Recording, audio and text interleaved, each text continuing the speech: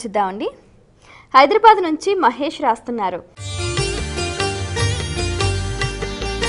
దేవి నవరాత్రిలో అన్నపూర్ణాదేవి అవతార విశిష్టత ఏమిటి తెలియజేయగలరు అంటూ రాస్తున్నారు.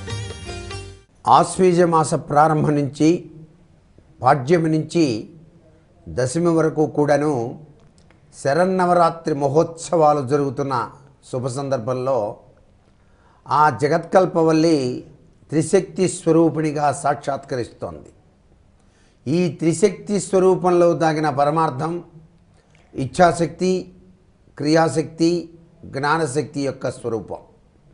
ఈ యొక్క అమ్మవారి యొక్క అవతారాల్లో దాగిన పరమార్థరీత్యా ఈ రోజున అందరికీ కడుపు నిండా అన్నం పెట్టేటువంటి అమ్మ మనసు యొక్క ప్రభావం, బిడ్డడి యొక్క బాగోగోలు చూసేటువంటి ప్రభావం, తాను సృష్టించినటువంటి బిడ్డలకు అందరికీ కూడాను అన్నాన్ని అందించాలని తాపత్రయపడుతూ నాయనా భోంచేశావా అని అడిగేటువంటి అమృతతుల్యమైనటువంటి అత్యంత అద్భుతవంతమైనటువంటి ప్రేమానురాగ ఆప్యాయత అనురాగవల్లి ఈ మాతా అన్నపూర్ణేశ్వరి.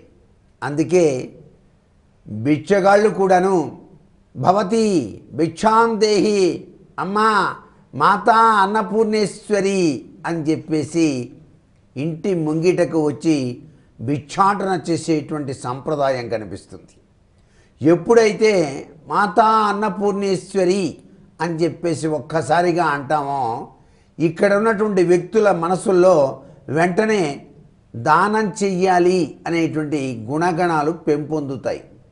వెంటనే ఇంట్లో నుంచి వచ్చి ఆ భిక్షాపాత్రలో తోచిన చందంగా అక్కడ భిక్షను వేసేటువంటి లక్షణం కేవలం ఈ యొక్క తల్లి కరుణా కటాక్ష వీక్షణాల వల్లనే.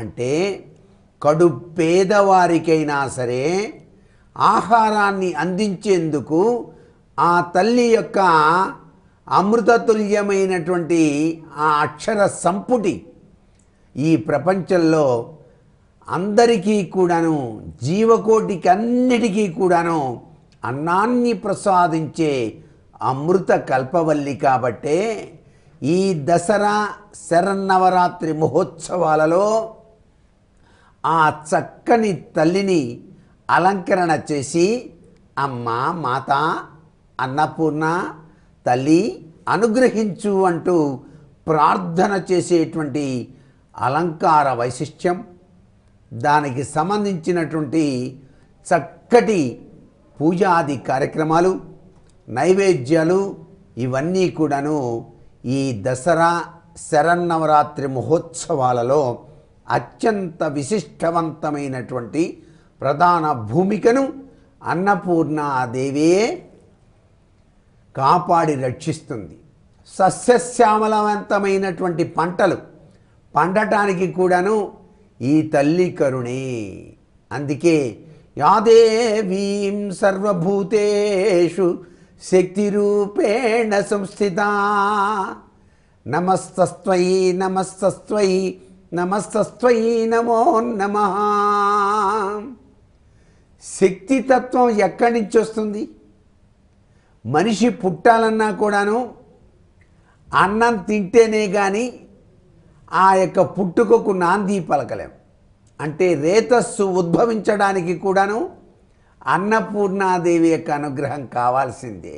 అందుకే ఆ తల్లి ఈ సృష్టిలో ఉన్న అందరికీ కూడాను చక్కటి యోగవంతమైనటువంటి ఆ క్షుద్బాధ నుంచి బయల్పడేందుకు సస్యశ్యామలవంతమైనటువంటి వివిధ రకాలైనటువంటి ప్రకృతిమాత స్వరూపంలో కూడా సాక్షీభూత తత్వంలో సాక్షాత్కరిస్తుంది. కాబట్టి ఆ తల్లిని ఈ యొక్క నవరాత్రి ఉత్సవ సందర్భంగా శరణు శరణోయమ్మ తల్లి అన్నపూర్ణమ్మ అంటూ మనం ధ్యానం చేసినట్లయితే మనకు ఆ అక్షయ పాత్రలో ఆ తల్లి కడుపు నిండా ప్రేమతో మనకి ఆహారాన్ని అందిస్తుంది.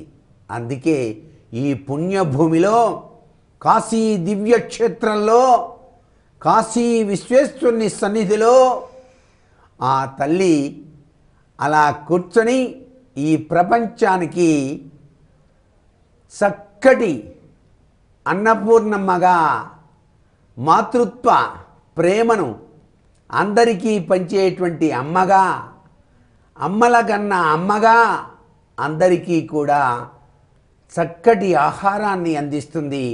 అందుకే ఇప్పటికీ కూడాను కాశీ దివ్యక్షేత్రాన్ని సందర్శించినప్పుడు అక్కడ నిత్యాన్నదాన సత్రాల్లో అన్నం వడ్డించేటప్పుడు తెలియకుండానే ఆ వ్యక్తుల వడ్డన చేసేటువంటి వారి యొక్క మనసుల్లోకి ఆవహిస్తుంది అన్నపూర్ణాదేవి. ఇది జగమెరిగిన సత్యం. ఆ తల్లే సాక్షాత్తు వడ్డిస్తుందిట. మా కాశీ క్షేత్రానికి వచ్చారా, ఎక్కడెక్కడి నుంచో వచ్చారు కదా నాయన, కడుపు నిండా భోంచేయండి అని చెప్పేసి ఆ అన్నపూర్ణాదేవి ఆ వడ్డించే స్త్రీల హృదయంలోకి వచ్చి తెలియనటువంటి ఆప్యాయత అనురాగంతో వడ్డించేటట్టుగా చేస్తుంది. ఇది జగమెరిగిన సత్యం, నేటికి జరుగుతున్నటువంటి గొప్ప విశేషం. అందుకే మాతా అన్నపూర్ణేశ్వరి అంటూ మనం ఈ శరన్నవరాత్రుల్లో ఆ చక్కని తల్లిని చక్కగా ఆరాధన చేసి తరిద్దామా? మరి మరి ఉత్తరం చూద్దాం.